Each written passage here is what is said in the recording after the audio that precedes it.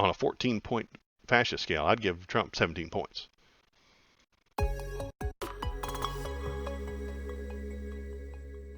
Why is he special? Why is Trump so much worse than everybody else? And I think it's because he is a fascist. He is absolutely a fascist. He may not have the cognitive ability to comprehend his own ideology. I know I'm a leftist. I can't think about my thoughts. Donald Trump doesn't think about his thoughts. He is not inwardly thoughtful. He does not contemplate the things that go on within his head the way I do and the way a lot of people do. But he is a fascist. And these are Umerto Eco's 14 points of fascism. I'm going to go down them. I have a little point about each one. I think he hits all of them. Absolutely, I think Donald Trump hits every one of these things. And I have a little link or something for each of them.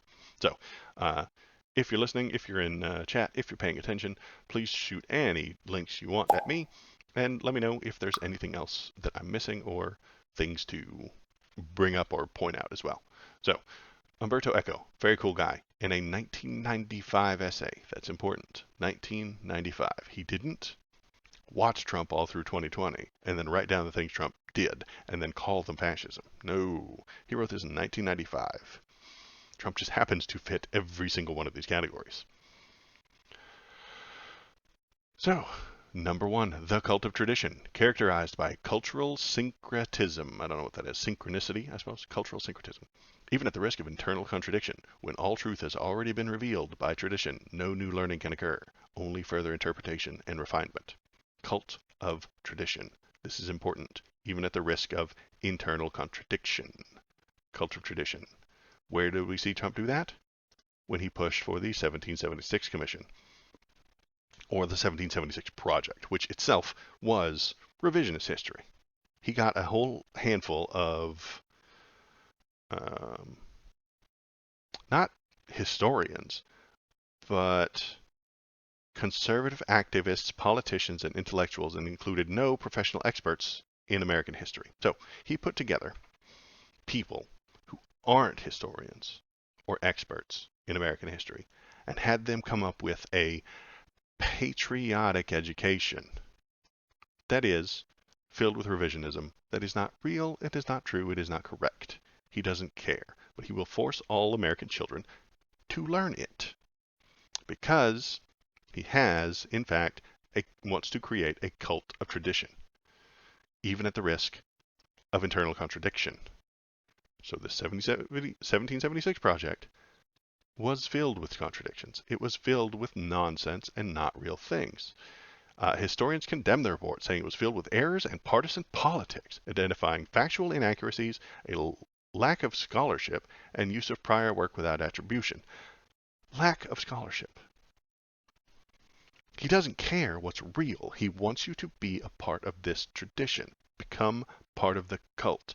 Learn what we want you to know and then recite it verbatim without thought. So I'm going to mark that a big fat check. Yes, he hits number one, the cult of tradition. He absolutely hits it, without a doubt.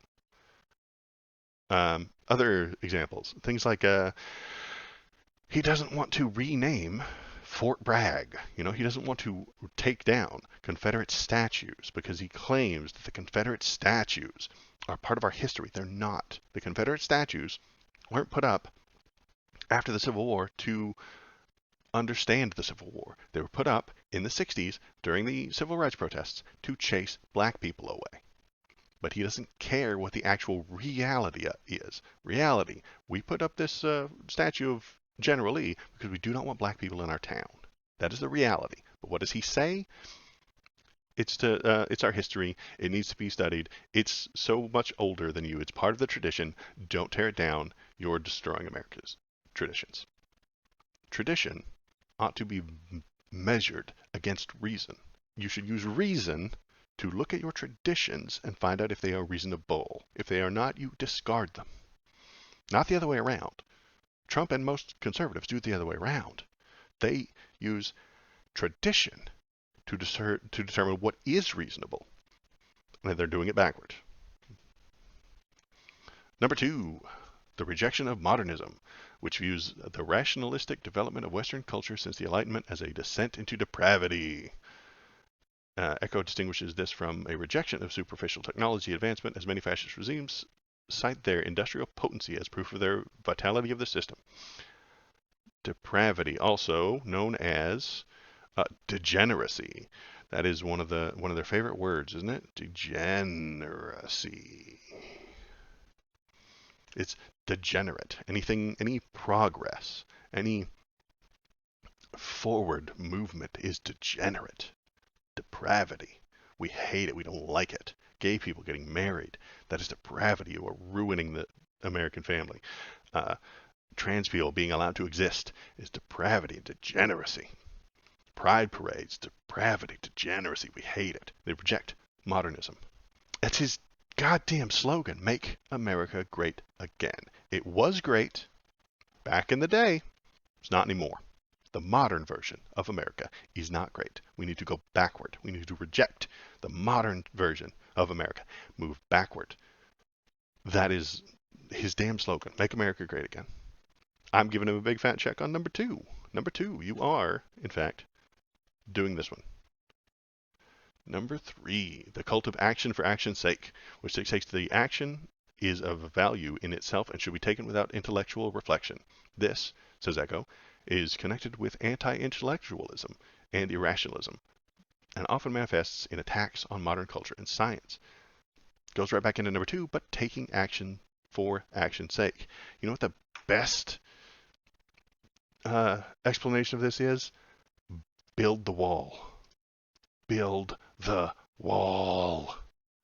Take an action. Build that wall, baby. But if you use intellect and reason and suggest to somebody, hey, you know, they all come in through the ports of entry. We let the illegal immigrants in on work visas. Most of them show up legally, then overstay their work visa. The wall doesn't work. They don't care. Build the wall. Do the action. Doesn't matter if the action's unimportant or invaluable or valuable. It's not. Building the wall doesn't work. But he pushes for it anyway. Build the wall. Build the wall. Build the wall. People come over on planes. They come in through the ports of entry. They come in legally and then overstay the things. The wall doesn't work. It's expensive and it doesn't do what you say it does. Trump and his fans do not care. Take the action for the action's sake. We built the wall. That proves that we're doing everything right. They ignore the intellectualism and they don't care how irrational the wall is. Build the wall. I think some of this happened when he bragged about dropping the Moab, the mother of all bombs. He dropped that gigantic bomb early on in his political career. He bragged about it for a very long time, dropping the Moab. But it didn't win a war. I mean, it killed like 90 people.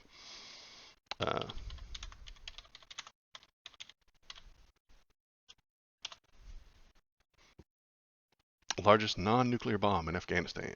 Yeah, in 2017, he dropped this giant bomb that just didn't solve anything because we kept being in Afghanistan for like 5 more years, so it didn't accomplish a whole lot, if you ask me. But that was the action that needed to be taken. He needed to take an action. Drop the biggest bomb ever that isn't nuclear, and he's very proud of it. Doesn't matter what the results are, doesn't matter if it's important, it just matters that he took the action for action's sake. That's what matters. So I'm going to give him a big check on number 3 as well. Check. Number 3 in case you're keeping score. Number 4, disagreement is treason. Fascism devalues intellectual discourse and critical reasoning as barriers to action, as well as out of fear that such analysis will expose the contradictions embodied within the that's a tough word, syncretistic faith. Now, disagreement is treason, according to the fascist. Here is Donald Trump. They were like, death and un-American, somebody said treasonous. Yay. I mean, yeah, I guess why not? Can we call that treason? Why not? I mean, they certainly didn't seem to love our country that much. Why did he say these people were treasonous? They didn't clap for him at the State of the Union. Donald Trump thinks not clapping for him is treasonous. Not clapping for him is treasonous. Disagreeing with Donald Trump is treasonous. You are anti-American if you disagree with him, if you do not think he is correct, if you do not support every single thing he's ever said, he thinks you're treasonous. What isn't treasonous is attacking the Capitol based on lies that Donald Trump told you. That's not treasonous. That's not bad. That's a good thing in his opinion. I'm giving him a check on this one too. Disagreement is treason. He absolutely believes that. And anybody who disagrees with him, he calls them a Marxist, radical, fascist. You can't be both. But he will do it anyway. What's next? Number 5, fear of difference, which fascism seeks to exploit and exacerbate, often in the form of racism or an appeal against foreigners and immigrants. I'm just going to mark that as a check already, but we've got a wonderful tweet here from Donald Trump. I'm happy to inform all of the people living in the suburban lifestyle dream that you will no longer be bothered or financially hurt by having low-income housing built in your neighborhood. Your housing prices will go up based on the market, and crime will go down. I have rescinded the Obama-Biden AFFH rule. Enjoy. So, suburban lifestyle is being harmed by other people coming into the neighborhood. The other people. You know, people. Because they're different. Crime will go down. Who do you think he's talking about there? Brown people. That's who he's talking about. You live in the suburban lifestyle, you will no longer have to see brown people, according to Donald Trump. And that is a good thing, according to him. He has built so much about... he talks about immigrants flooding over the border. The caravan, the immigrant caravan that was going to come and destroy our world, a caravan. It was nothing. Nothing. But it didn't matter because that was at the time the caravan was coming they were coming during the midterms, and he needed to scare the people to vote Republican. Be afraid of those people that are different. That is what he wants. If you are different, he wants you to be afraid. He wants Republican voters to be afraid of things that are different. All day, every day. The general xenophobia from this guy is massive. All day, every day. He gets 2 check marks on 5. That's what I'm going to do. Number 6, appeal to the frustrated middle class, fearing economic pressure from the demands and aspirations of lower social groups. He does this all day long. He says to the middle class, I am the one that can save you. Only I can help you. Only I can relieve you of these problems. I will not allow that lower class, that lower social group of immigrants to come in and take your job. They took our jobs, baby. They took our jobs. And he is absolutely appealing to that, blaming every economic problem, not on the 1%, not on the top of the people, not on the people who are in charge of the economy. No. The billionaires who are in charge of the economy are not to be blamed. It's those poor people who have no power and no authority. Those are the ones you need to be afraid of because they have brown skin. Fucking guy. All right. Number 6. Gets a check on that one. Number 7. Obsession with a plot. Do I even have to say anything? Obsession with a plot and the hyping up of the enemy threat. This often combines with the appeal to xenophobia and a fear of disloyalty and sabotage in the marginalized groups living within society. Donald Trump is more plot than man at this point. Let me think. What are all the evil plots that have been against him? The FBI was out to get him. The Dems are changing the rules and breaking the laws to get him. The IRS is out to get him. The 2020 election was irregular, and it was irregular, but it was because of him. But he claims that it was the Democrats. Democrat judges can't judge him because they were appointed by Bill Clinton, so clearly they can't judge him. There's a plot there. Let's see, Hillary Clinton had 6 million illegal immigrants vote for her. Nonsense. He made it up. He put an entire committee together to find all those 6 million people that voted illegally and irregularly. There were none. 0. didn't matter. He needs you to be obsessed with the plot. Right now, he's under investigation. He's going to trial. He's been indicted, and he just keeps screaming about the plot. It's the plot. It's the deep state. They're coming to get me. Motherfucker, he gets 2 check marks on this one, too. It's 20 check marks, but he is definitely obsessed with plot. Number 8, fascist societies rhetorically cast their enemies as at the same time too strong and too weak. On the one hand, fascists play up the power of the certain disfavored elites to encourage their followers a sense of grievance and humiliation. On the other hand, fascist leaders point to the decadence of those elites as proof of their ultimate feebleness in the face of overwhelming popular will. The enemy is too strong and too weak at the same time. He does this pretty often.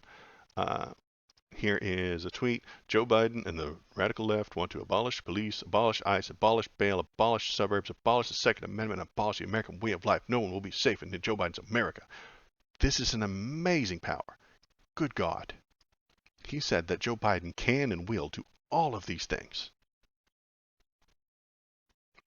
But he can't. But he also talks about how weak, soft, and pathetic Joe Biden is. Joe Biden is the uber boss who can absolutely defeat the entire country, but is too weak to defeat the entire country. The BLM protesters were weak, pathetic, sad little things, but also Marxist super Antifa soldiers. Antifa super soldiers that are too weak to get up off the couch, that are too pathetic and feeble to accomplish anything. He gets a check on that one too. In case you're keeping score, that's a lot of checks. Number 9, pacifism is trafficking with the enemy because life is a permanent warfare. There must always be an enemy to fight. Both fascist Germany under Hitler and Italy under Mussolini worked first to organize and clean up their respective countries and then build war machines that they later intended to use. This principle leads to a fundamental contradiction with fascism, the incompatibility of the ultimate triumph with perpetual war. I think he works with this one too. Pacifism is trafficking with the enemy. So we got a little tweet here. Being nice to Rocket Man hasn't worked in 25 years. Why would it work now? Clinton failed, Bush failed, and Obama failed. I won't fail. This one he's discussing North Korea and the pacifism that we have shown towards them.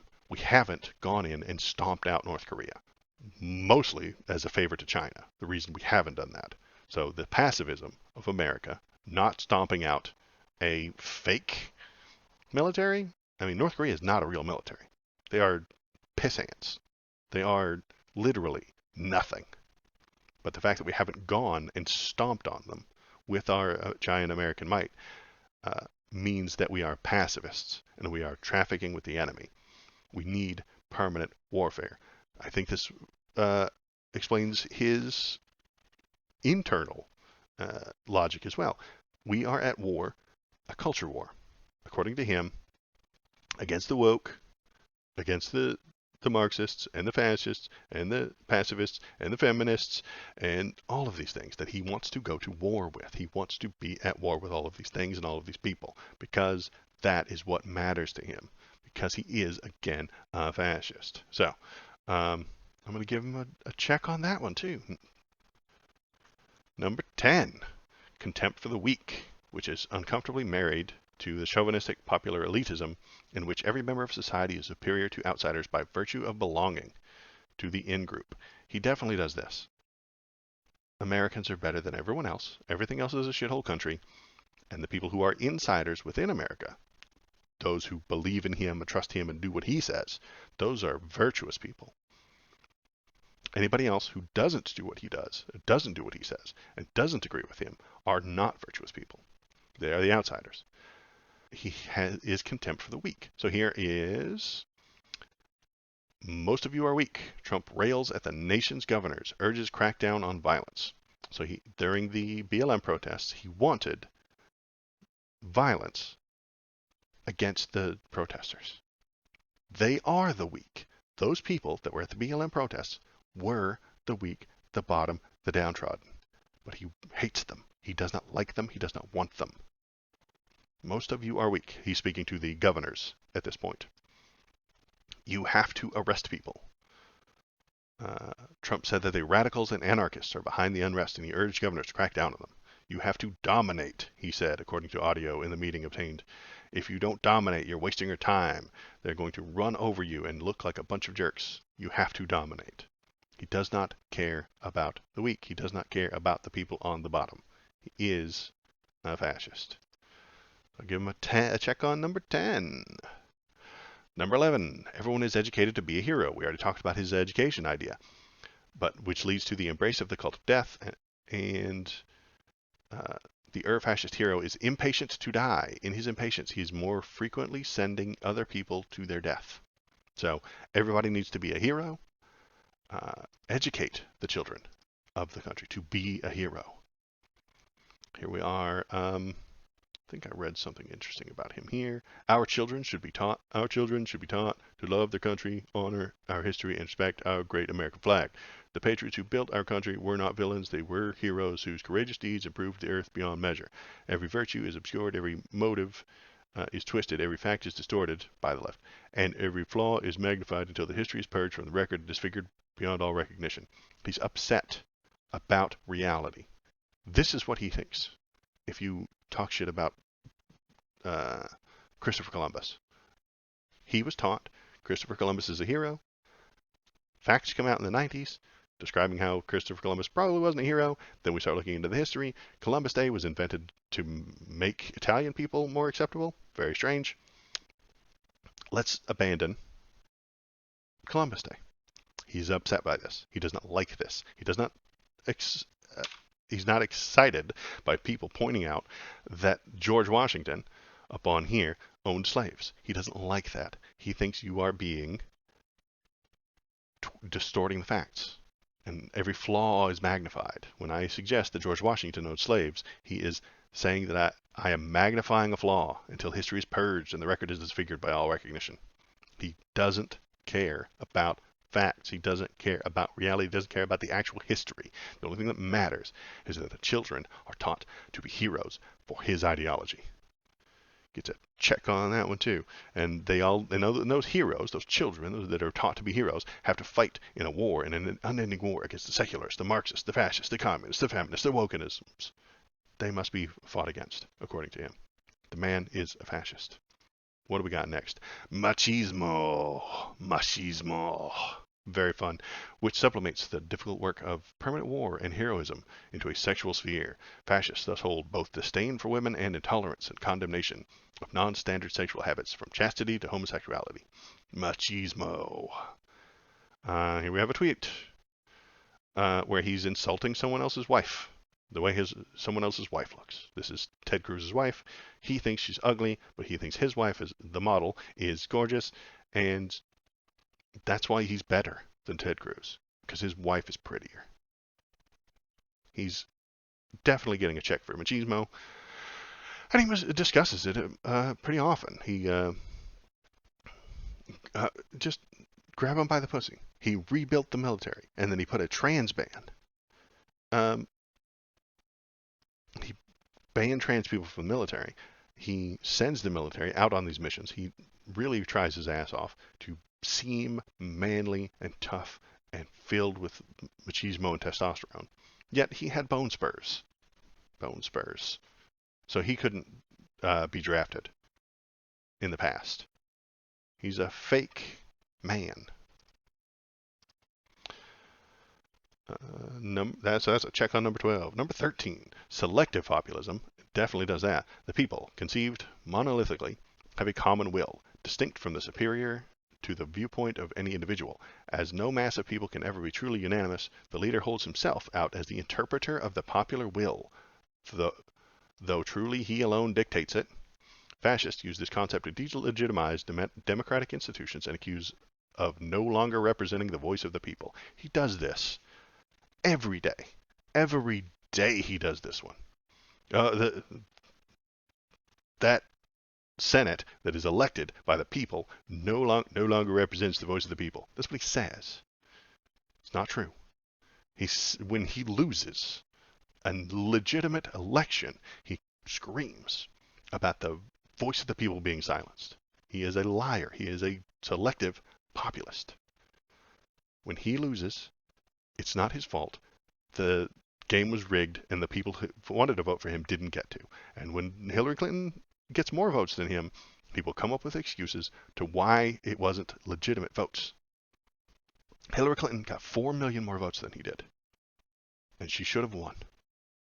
But he has to lie about the 6 million illegal people that voted for her, which means he wins. Selective populism. Accuse the institutions that exist that they aren't actually doing their jobs. So he gets a check on that one. 14, Newspeak. This is from 1984. Fascism employs and promotes an impoverished vocabulary in order to limit critical reasoning. He does this. He uses very short sentences with very common and plain words so that his audience doesn't feel like they're being talked down to.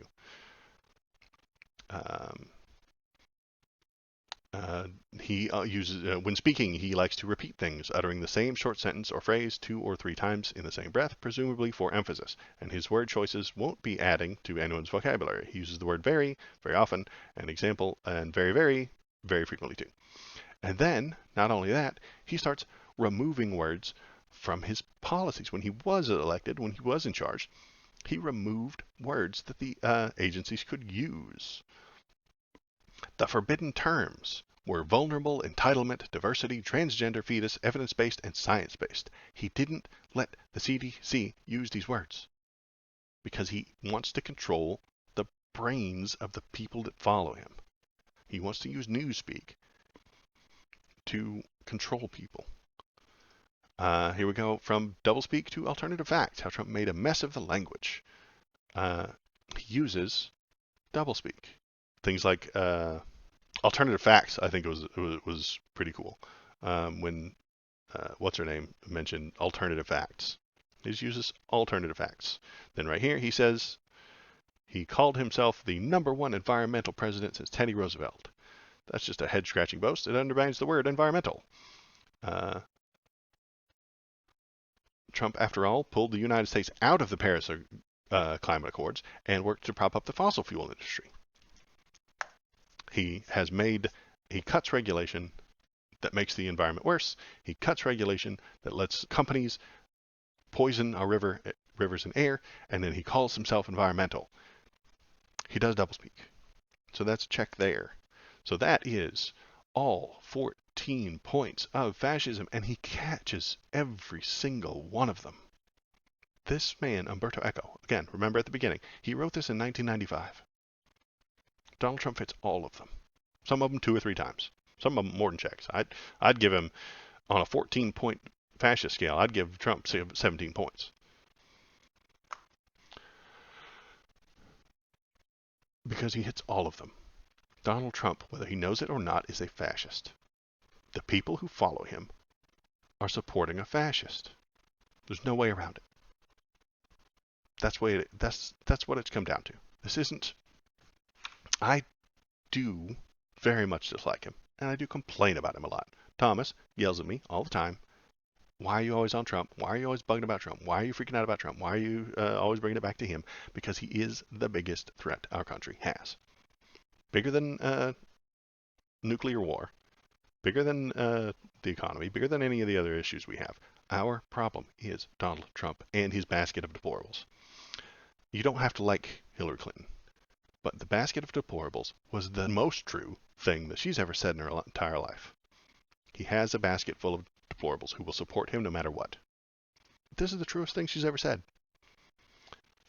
When he does fascism, and I complain about it, and I get mad about it, and I yell about it on the internet or in my friend circles, the conservatives love that. They love it. They want the people on the left to be angry so that they will be angry. It doesn't matter who else gets hurt. It doesn't matter to them who gets damaged by this process as long as it hurts the left. And that is why it makes him the most dangerous, is that he's got a handful of fans. He's got that basket of deplorables that will harm the left, even if it harms the entire country. Oh, hi. Thanks for sticking around to the end of the video. If you liked what you saw, hit hit the like button, press the subscribe button. Uh, if you want to tell me how right I am, feel free to leave a comment. If you want to tell me how wrong I am, leave a comment too. That's good. Um, this is just kind of a hobby for me, so I appreciate you coming by, giving it a watch, and pressing the YouTube buttons. Thanks.